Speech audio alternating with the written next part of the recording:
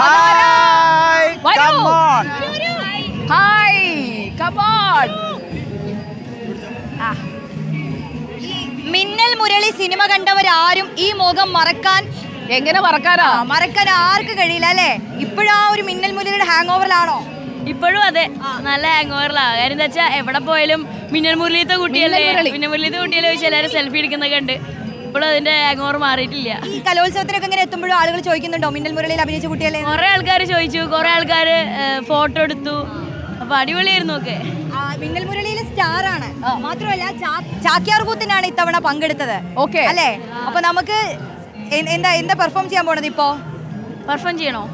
അതിന്റെ തുടക്കത്തിലുള്ള ഒരു പറയാം. ചാക്യാർകൂത്തല്ലേ?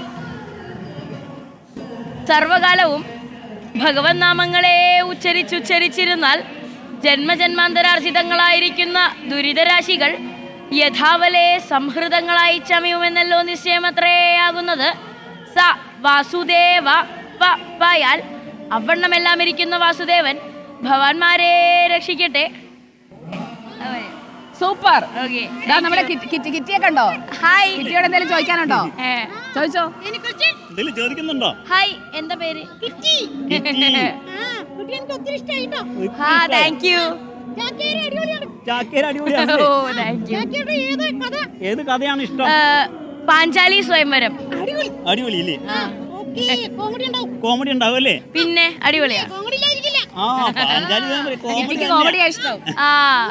കോമഡി ഇഷ്ടമാണല്ലേ?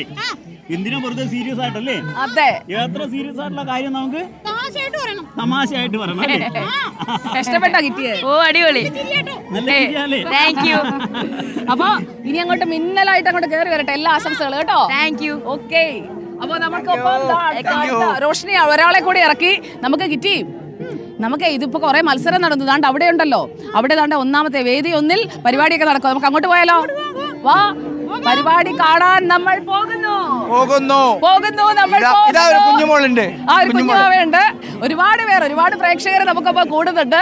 അപ്പൊ ശരിക്കും പറഞ്ഞിട്ടുണ്ടെങ്കിൽ നമുക്ക് നമ്മുടെ അടുത്തേക്കൊക്കെ പ്രേക്ഷകർ വരുമ്പോഴത്തേക്ക് നമുക്കൊരു സന്തോഷം അല്ലേ? പിന്നെ ഉറപ്പായിട്ടും കിറ്റിയെ കാണാൻ കുറെ പേര് വരും. കിറ്റി സന്തോഷായോ? അതാണ് വേദി 1.